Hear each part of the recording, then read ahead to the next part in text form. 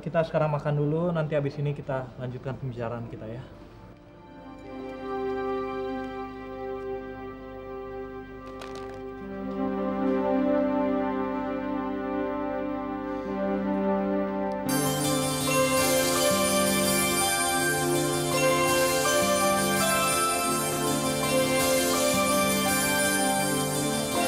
Ada apa? Kepala saya sakit. Saya harus pulang. Saya harus pulang. Permisi ya. Permisi. Mama. Hai Leo. Apa kabar Pia. kamu? Baik. Kok kamu kelihatannya bingung gitu sih?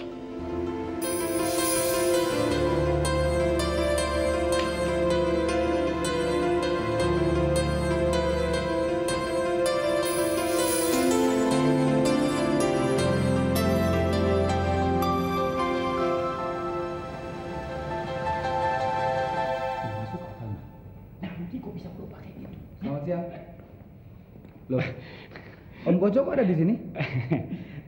Seharusnya kamu tahu kenapa dia ada di sini. Mama mau bicara sama kamu. Ayo sini.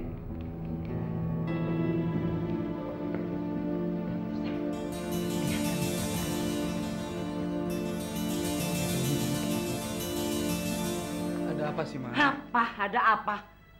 Apa yang kamu lakukan betul-betul tidak masuk akal. Apa kamu sudah gila sekarang? Hah? Gila? Kayaknya saya melakukan segala sesuatunya dengan penuh kesadaran kok. Mama nggak percaya itu. Ya, terserah Mama kalau Mama memang nggak mau percaya saya. Tapi saya yakin, apa yang udah saya lakukan kan biasa dilakukan oleh orang-orang yang mempunyai akal sehat. Jangan bicara soal akal sehat sama Mama. Ya karena Mama nggak tahu apa yang sebenarnya terjadi. Siapa bilang? Mama tahu sekali. Mama tahu apa yang terjadi. Bahwa anak jahanam itu sudah habis-habisan mencuci otak kamu. Jalan pikiran kamu sudah berubah sekarang. Ma, kenapa semua orang di keluarga kita dan para penjilat itu punya pandangan salah tentang Ferry? Kenapa sih, Ma? Kenapa kamu bilang? Hah? Kenapa kamu bertanya? Anak itu sejak dilahirkan sudah membawa bencana. Ibunya meninggal pada saat melahirkan dia. Dan sekarang kamu setelah kalian dewasa, dia ingin menghancurkan masa depan kamu. Kamu bilang lagi kenapa? Kamu anak saya satu-satunya, Rudi. Kematian dan kelahiran itu rahasia Tuhan. Semua bayi yang lahir, semuanya suci. Mama, buat saya, Ferry itu adalah berkah yang dikaruniai Tuhan dalam kehidupan saya, Ma. Saya nggak tahu setan apa, iblis apa yang udah merusak pikiran Mama, pikiran Papa, dan semua penjilat dalam keluarga kita sampai kita tega menuduh Ferry sebagai pembawa bencana, Ma. Gila! Betul-betul. Jadi kamu menganggap Mama, Papa, dan semua orang sesat. Sementara anak pembawa bencana itu kamu anggap membawa berkah untuk kamu. Betul-betul. Berani-beraninya kamu melawan Mama.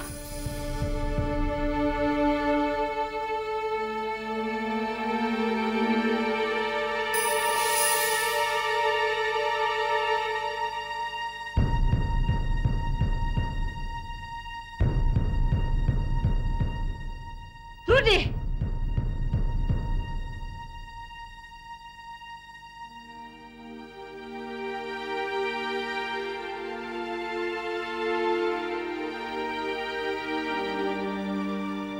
Sepanjang hidup saya, baru kali ini saya mengalami tamparan dari Mama. Mungkin kalau bukan karena Ferry, saya menerima puluhan, ratusan, mungkin ribuan tamparan dari Mama. Karena saya nakal sejak saya kecil. Makanya saya bilang, Ferry itu adalah berkah. Berkah yang dikaruniai Tuhan dalam kehidupan saya, Ma. Coba Mama belah dada. Mama akan melihat berlian dalam dada Ferry. Rudi, kamu betul-betul harus Mama bawa ke psikiater. Oh my God. Anak jahanam itu betul-betul sudah merubah cara kamu berpikir. Saya nggak perlu ke psikiater. Tidak ada yang salah dalam diri saya, Ma. Saya mengalami semua yang papa dan mama tidak ketahui dalam hidup saya, Ma.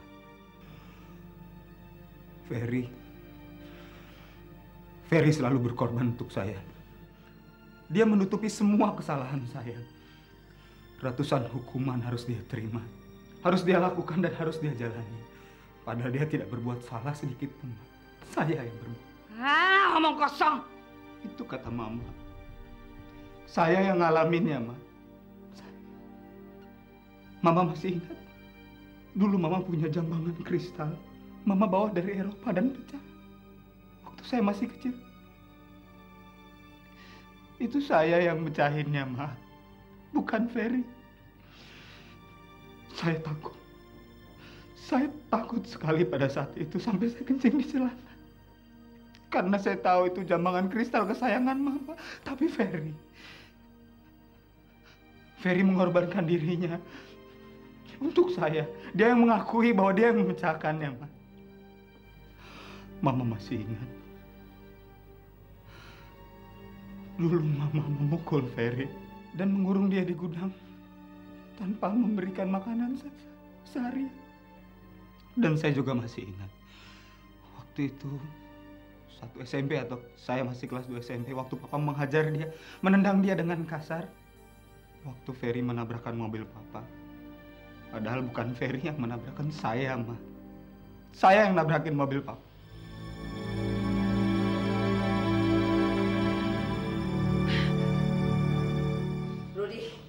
Rudy, dengar Mama. Dengar Mama mau bicara. Kamu boleh ciptakan cerita yang lebih dramatis lagi daripada ini. Tapi satu hal kamu harus tahu. Bahwa saya tidak bisa menerima apa yang kamu lakukan di kantor. Rudy, dengar! Itu hak Mama untuk tidak percaya saya kok. Tapi itu juga hak Mama untuk mempercayai penjilat Sukoco dan istrinya Yanti, Ma. Mama, Sukoco itu iblis, Ma. Dia lebih licik daripada setan. Bagaimana bisa? Dia mengkhianati keponakannya, darahnya dia sendiri, demi harta dan kedudukan. Dan saya sedih. Orang seperti itu Mama anggap sebagai seorang sahabat. Kamu bisa bicara, kamu.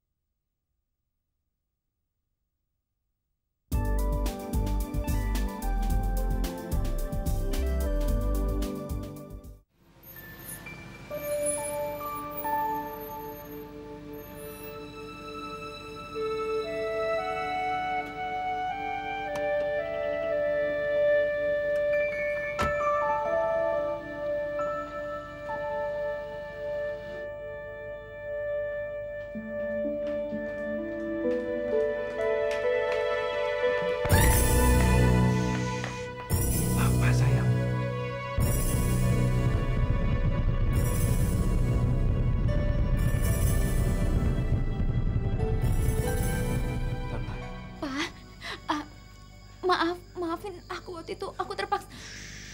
Papa tahu, sayang. Tapi kadang-kadang Papa lepas kendali. Papa kan tahu minuman keras bisa membuat orang lepas kendali. Kenapa nggak mencoba menjauhinya, Pa? Papa selalu berusaha, sayang. Setiap Papa menatapi matahari pagi, Papa selalu bersumpah untuk menjauhi minuman itu.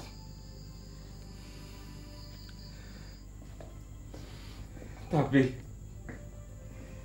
begitu malam mulai turun, Papa merasa mulai dihimpit kesunyian, merasa terlempar semakin jauh dari keluarga yang pernah Papa miliki.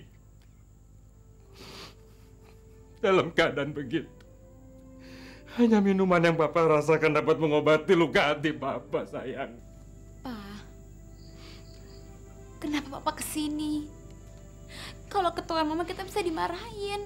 Rasa rindu Papa sama kamu membuang rasa takut Papa yang mencoba membayangi Papa, sayang. Kamu akan menjadi penyanyi besar, sayang.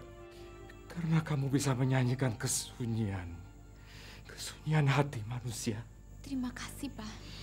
Papa sendiri gimana? Mereka membuat kotak-kotak dalam bermusik. Ada kotak alternatif, ada kotak eksperimental, dan entah kotak apa lagi. Dan musik Papa tidak masuk dalam kotak-kotak itu. Kamu mau tahu apa komentar mereka tentang musik Papa? Mereka bilang, orang gila bisa juga jadi musisi.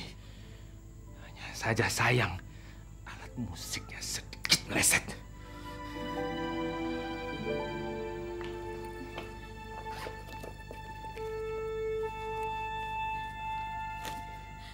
Ini untuk Papa. Demi Allah, Papa kesini hanya karena kangen sama kamu, sayang. Tapi Papa perlu uang ini. Ambil, Pak, buat Papa. Aku nggak punya banyak, hanya punya segini. Semua uang aku disimpan sama Mama. Aku dikasih secukupnya aja.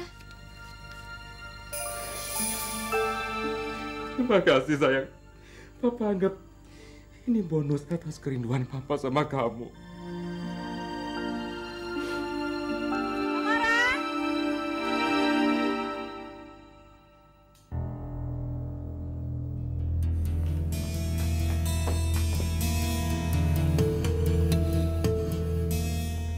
Pembantu bilang kamu sudah pulang dari tadi. Aku lagi ambil lipstik aku ketinggalan bekas semalam. Udah diambil.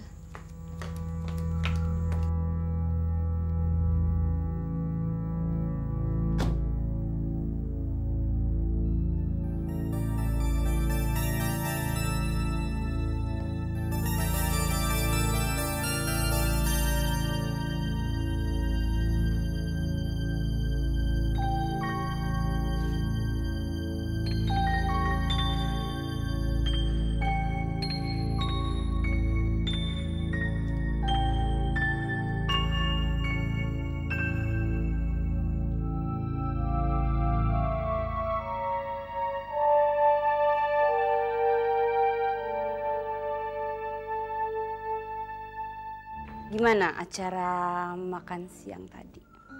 Baik-baik aja kok, Ma. Tadi Leo ngomongin tentang bisnis, tapi ini kan baru masa penjajakan.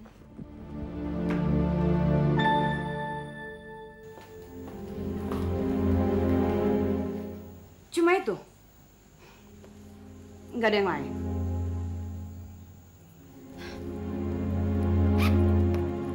Ini maksud Mama.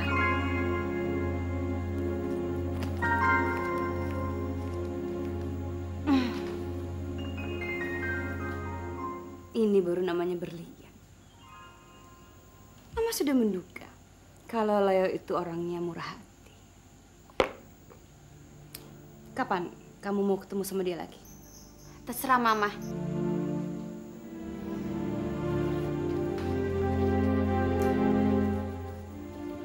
Dia bilang apa lagi sama kamu? Dia bilang dia mau ngajak aku ke Bali. Mau ngomongin bisnis di sana? Berdua aja? Bagus. Mama setuju.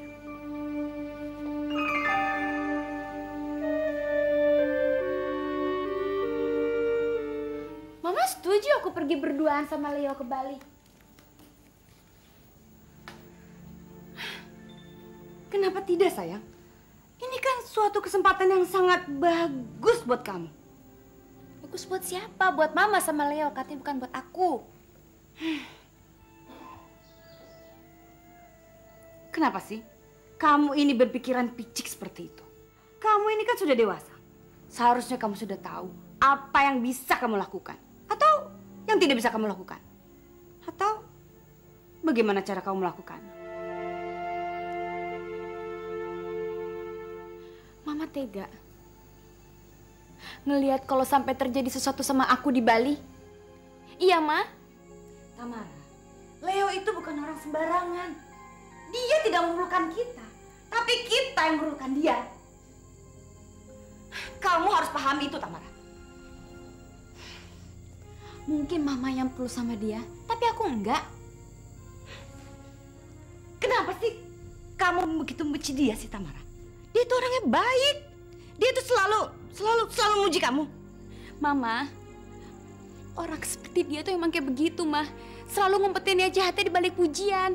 Sama kayak perempuan jelek yang selalu ngumpetin mukanya di balik kosmetik. Iya kan? Kamu ini bicara apa sih? Dia itu yang akan menjadikan kamu maha bintang. Tapi aku nggak mau jadi maha bintang. Tamara, Mama yang memutuskan apa yang mau kamu lakukan dan apa yang tidak mau kamu lakukan. Kalau Mama bilang kamu harus terjun ke dalam api, kamu tidak mempunyai hak untuk mengatakan tidak, tahu nggak? Daripada kamu siksa dia dengan cara begini, lebih baik kamu kasih dia racun biar dia cepat mati. Akan saya lakukan kalau dia sampai tidak membalas budi atas apa yang telah saya lakukan sampai dia bisa jadi seperti sekarang.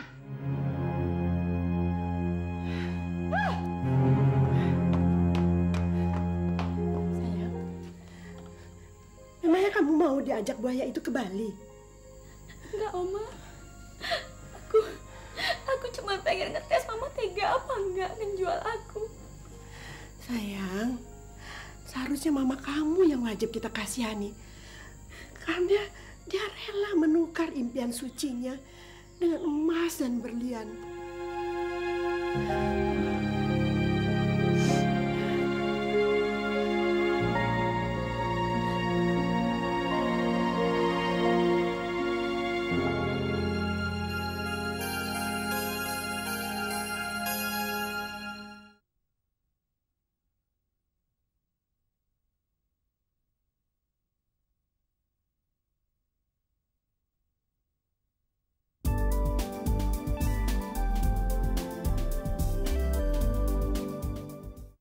Sekarang kita bisa melihat bagaimana Ferry mulai bekerja.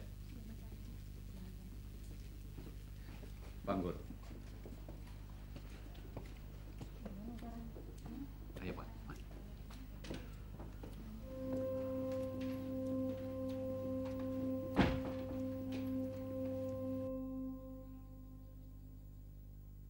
Untuk menghemat waktu, kita mulai saja pertemuan kita ini. Pertemuan ini saya minta, pertama, kita saling berkenalan. Dan yang kedua, saya ingin menyampaikan bahwa saya hanya salah satu dari anggota tim. Jadi jangan menganggap saya sebagai pimpinan. Maka anggaplah saya sebagai rekan sekerja kalian. Karena saya ingin meneruskan apa yang sudah diterapkan oleh Pak Anggoro sebelumnya. Saya masih mentah dan butuh bimbingan kalian. Bagi saya, kedudukan ini bukannya hadiah, melainkan tanggung jawab.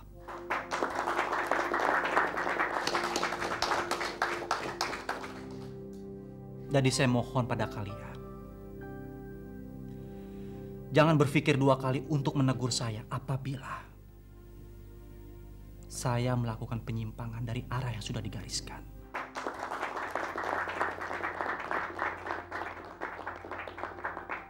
Biarkan Ferry bicara dulu. Nanti baru kita bicara dengan dia.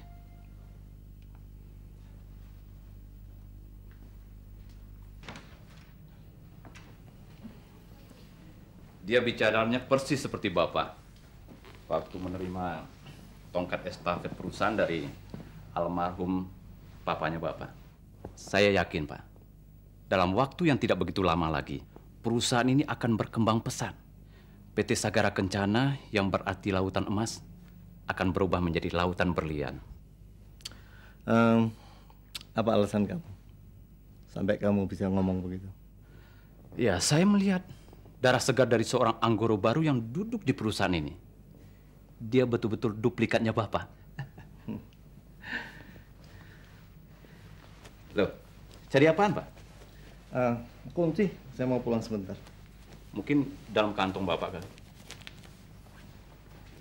Tadi saya kok tidak melihat Rudy ya, Pak? Iya, saya juga nggak lihat ya.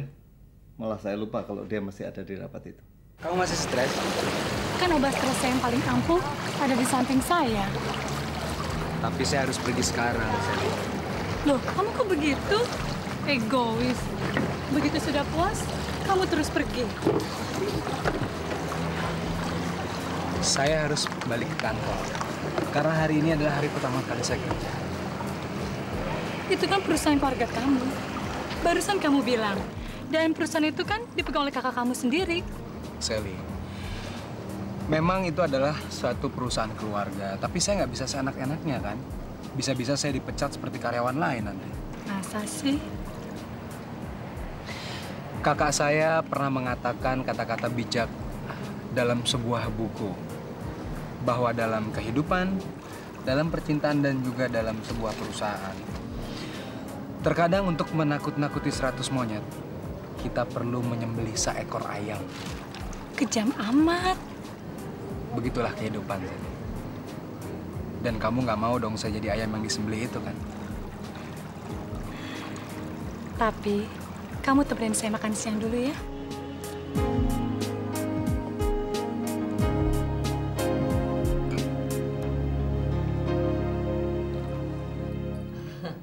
Niken.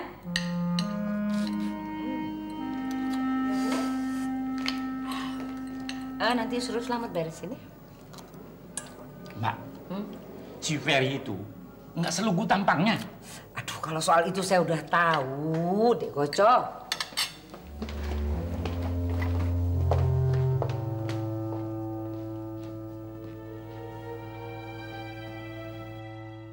Kalau yang namanya Ferry itu menganggap bahwa dia sudah aman duduk di kursinya sekarang, dia salah besar sekali.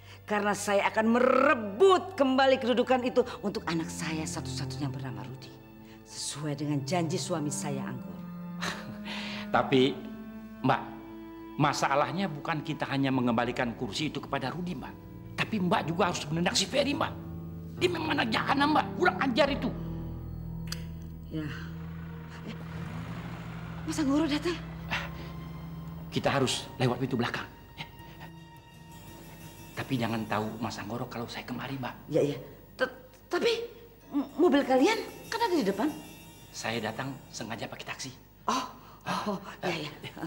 Iya, iya, kalau gitu. Tapi Mbak harus cepat bertindak, Mbak. Iya, iya. Sebelum terlambat. Iya, iya, pasti. Bilang sama dia bahwa dia telah melakukan kesalahan yang sangat besar. Iya. Tapi Mbak harus bicarakan, ambil timing yang tepat. Untuk membicarakan hal itu dengan Mas. Yes, ya. Saya akan katakan pada suami saya, pilih saya atau anak jahanam itu. Oke, sekarang kalian pergi. Cepat aja. Iya. Lewat belakang. Iya. Lewat sana belakang. Ya.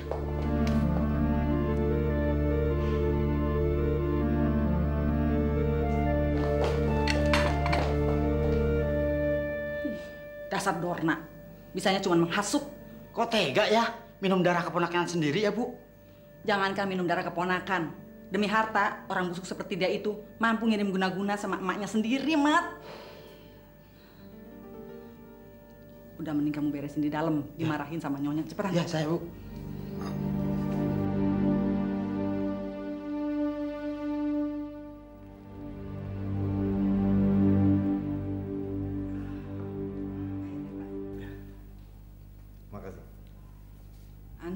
Gimana anak-anak di kantor, Pak?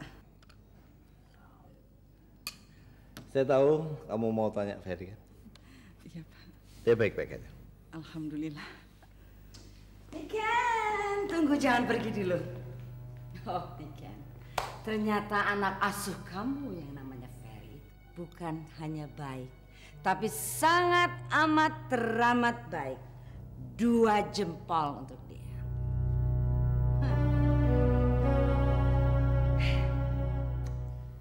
Tadi saya telepon ke kantor, mau cari Rudi saya. Tapi kayaknya ada halilintar yang menyambar saya mendengar apa yang terjadi di sana. Saya baca buku Sang Pencinta di kamar Rudi, di mana dia kutip kata-kata dari orang bijak. Saya sangat suka isi buku tadi, sehingga saya hafal di luar kepala saya. Manusia itu cenderung bersikap tidak seimbang dalam menghadapi sebuah kenyataan.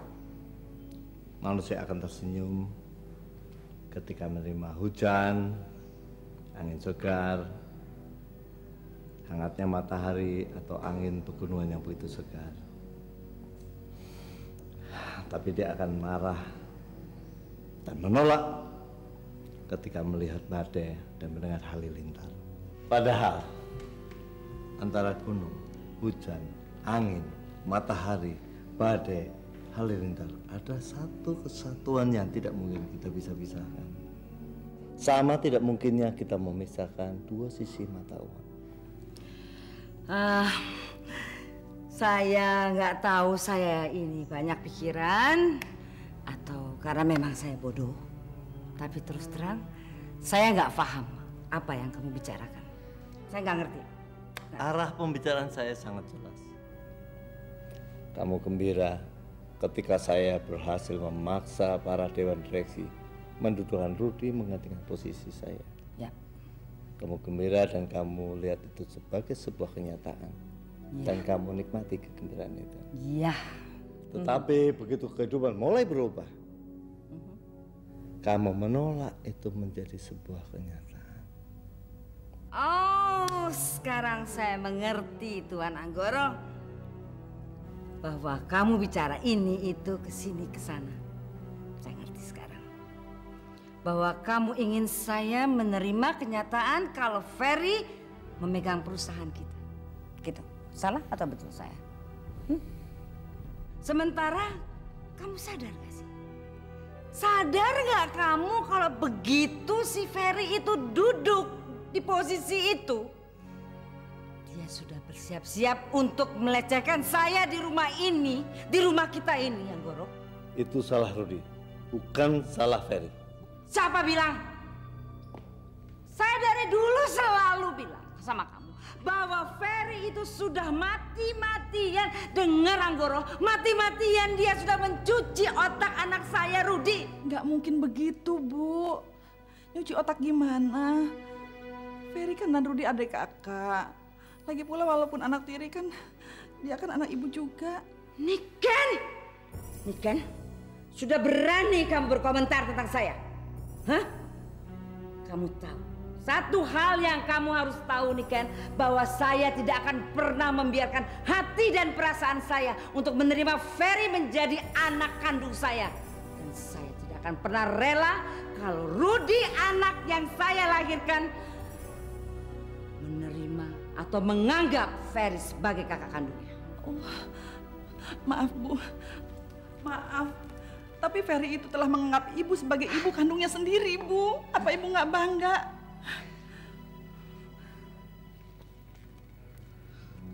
Lihat kamu Anggoro.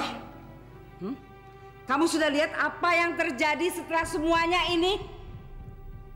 Niken yang selama ini mengasuh Ferry, memberikan dia kasih sayang, perhatian dan segala-galanya, juga sudah merasa naik pangkat setelah Ferry mendapat kedudukan. Dan kamu tahu, dia pasti sudah bersiap-siap untuk menginjak-injak kepala saya.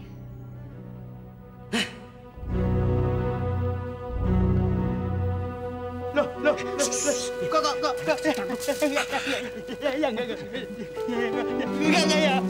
Ya. Ampun.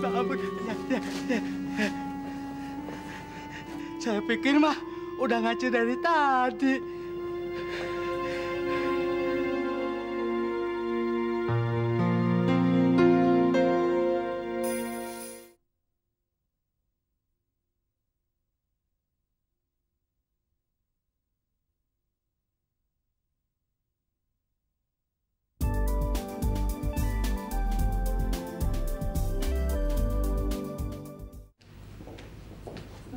Pagi, Pak. Bos, dari mana aja, Bos? Kenapa? Bos baru mulai usil mau mengawasi gerak-gerik saya. Mana mungkin ada yang berani ngutang-ngetik, Bos. Lagi ngapain dia? Biasa, lagi periksa-periksa file. Terus kenapa kamu begitu antusias menyambut saya? Ada yang dari tadi nungguin Bapak di ruangan Bapak. Siapa?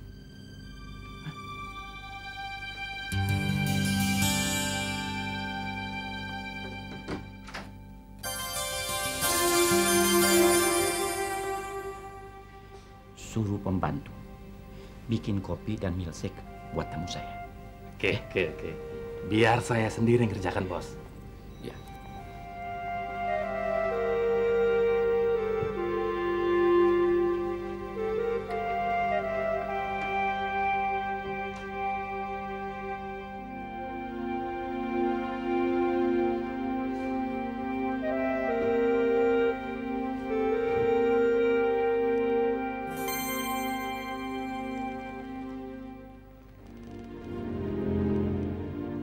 Ini surat-surat yang Pak Sukoco minta.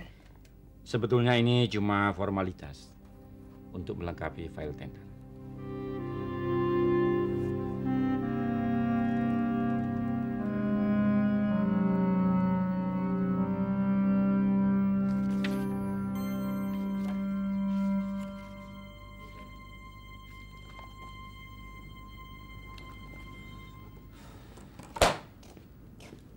Maaf Pak, ini file yang Bapak minta.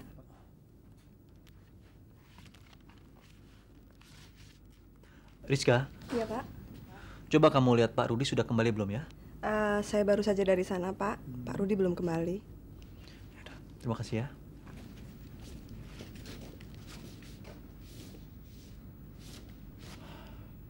Kemana tuh anak? Sally, saya harus balik ke kantor sekarang. Sebentar lagi dong sayang. Saya pasti udah ditungguin. Saya jamin, kamu nggak akan disembelih seperti ayam untuk nakutin monyet.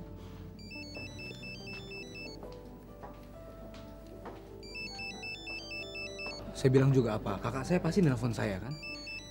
Kalau kamu pergi sekarang, saya akan teriak dan nangis di sini. Halo. Rudi, di mana kamu sekarang? Saya masih di sini. Saya masih nemenin cewek manja ini. Rudi, kapan kamu kembali? Soalnya saya mau pergi ke panti asuhan yatim piatu. Ke yatim piatu? Ngapain kamu ke sana? Rudi, kamu lupa ya. Hari ini kan hari pertama kali kita kerja. Jadi nggak ada jeleknya kan kalau saya ingin melakukan sedikit amal ibadah sebagai ungkapan rasa bersyukur. Kalau kamu emang benar-benar pengen beramal, lebih baik kamu datang ke sini. Kamu bantuin saya untuk ngebujuk Sally supaya dia berhenti makan es krim dan dia mau pulang ke apartemennya. Rudi, kamu kan jagoan. Jadi kamu nggak perlu membujuk dia. Kalau perlu kamu angkat dia dan bawa pulang ke apartemennya. Hah? Bagus juga ide kamu. Apa-apaan sih kamu? Es krim saya kan belum habis. Udah, nanti kamu pesan lagi, minta diantar ke kamar. Mas, tolong bilnya ya, di-charge ke kamar. Jadi, kapan kira-kira saya dapat jawaban dari Pak Sukoco? Tunggu saja sayang. Di sini baru saja terjadi pergantian pimpinan. Masuk.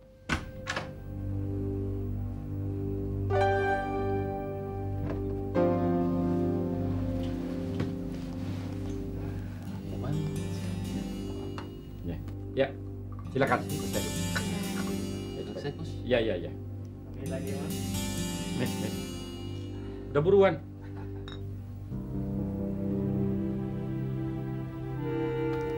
Kalau memang proyek ini berhasil, akan saya naikkan komisi buat Pak Sukoco. Tapi sebelum itu, ini uang mukanya.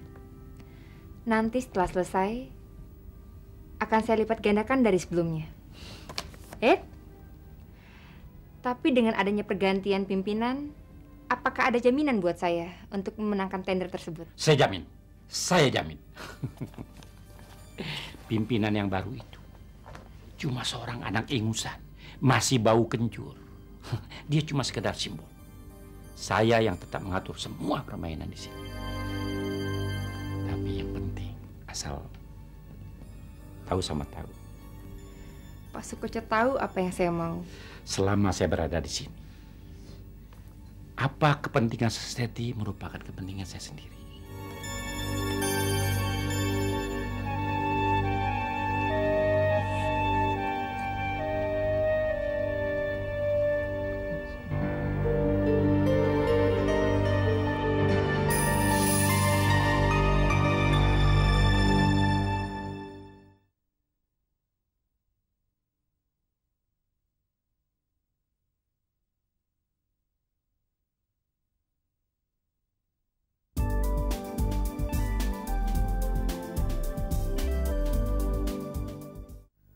25 tahun. Mata hati saya mengatakan bahwa Ferry adalah anak yang membawa petaka. Semua orang tahu, semua orang mengatakan bahwa kelahiran Ferry adalah bencana. Tapi 25 tahun Niken mengajarkan kepada saya dengan perasaannya, dengan perbuatannya, tanpa kata-kata, bahwa Tuhan sudah melimpahkan pada kita akal, pikiran yang merupakan cahaya bagi jalan hidup kita. Tetapi mata hati kita dibutakan oleh nafsu yang tanpa sadar kita sudah memadamkan cahaya tersebut, sehingga kita membiarkan diri kita tersesat di dalam kemarahan. Oke. Jadi kamu menganggap saya marah karena mata hati saya sudah tertutup, begitu? Saya juga marah ketika melihat Rudy bersikeras menyerahkan jabatan kepada Ferry. Tetapi setelah mendengar perkataan Ferry, maka secara objektif memang kita harus memberikan kesempatan kepada dia, sambil kita menunggu kematangan akan pribadinya Rudy yang sudah kita hancurkan dengan kemanjaan dan kemanjaan. Jadi kamu percaya dengan omongan Ferry? Tidak hanya saya, seluruh anggota Dewan Direksi percaya dan mereka mendukung Ferry. Kalian semua di perusahaan itu boleh dikelabui oleh Ferry. Tapi saya jangan pernah dia mencoba mengelabui saya. Dan tidak akan pernah. Bagi saya dia tetap seorang pembunuh yang tidak pernah mengeluarkan darah. Dan dia seorang pendusta. Dan yang paling penting lagi, Anggoro, seorang pencuri yang telah mencuri yang seharusnya menjadi milik anak saya satu-satunya yang bernama Rudy. Kamu tahu itu?